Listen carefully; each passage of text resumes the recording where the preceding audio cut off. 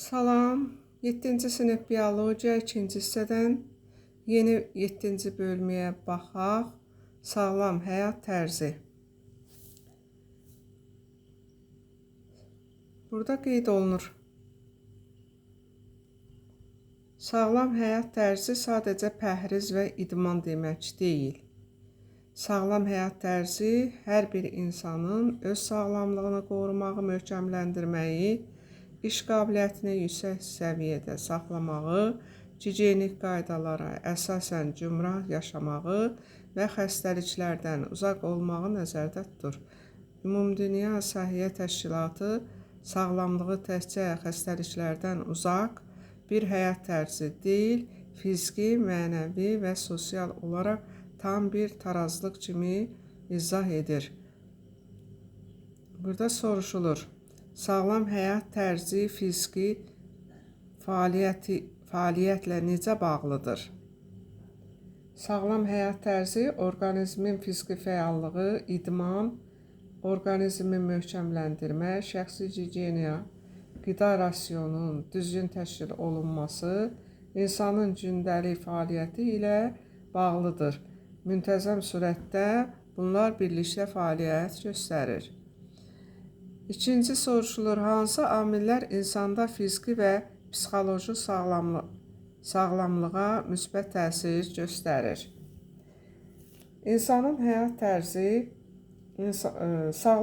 tərzi insanlar məşğul olmaq, idmanla məşğul olmaq, gigiyenik qaydalara əsaslanaraq cümrah yaşamaq, xəstəliklərdən uzaq olmaq, bütün bunlar hamısı sağlamlığa müsbət təsir göstərir. Üçüncü soruşulur, sizcə hansı amillər insanda bir sıra xəstəliklərin yaranma riskini artırır? Bildiyimiz kimi emosiyaların idarə edilə bilməməsi, daimi gərginlik, əsəbilik,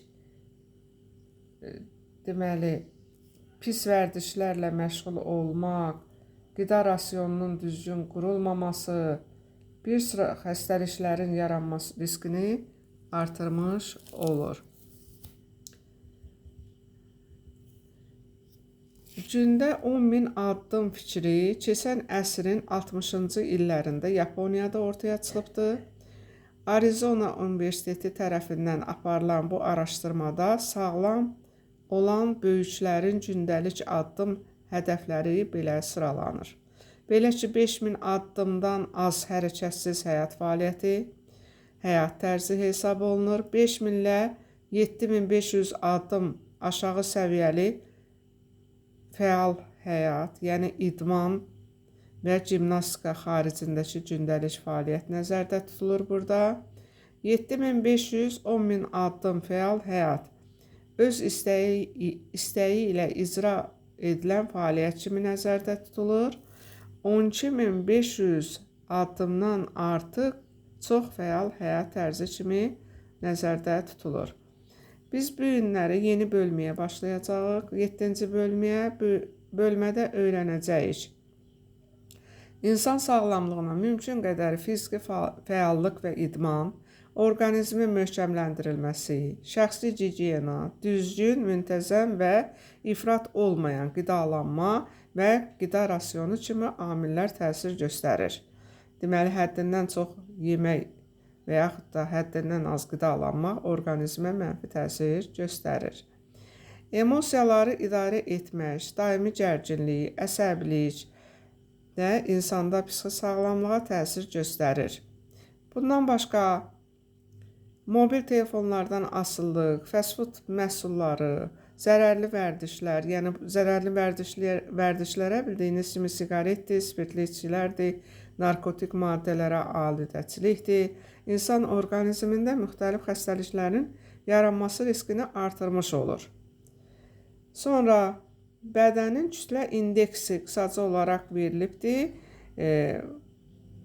ilə yaşlı insanlarda sağlamlıq problemlərinə səbəb ola biləcək artıq çəki və piylənmə riski burada yoxlanmış olur. Yəni, bədən çəkisi normadan artıq və ya əksik olanda bu orqanizm üçün müxtəlif mənfi fəsadlar yaratmış olur. Bu qədər, sağ olun.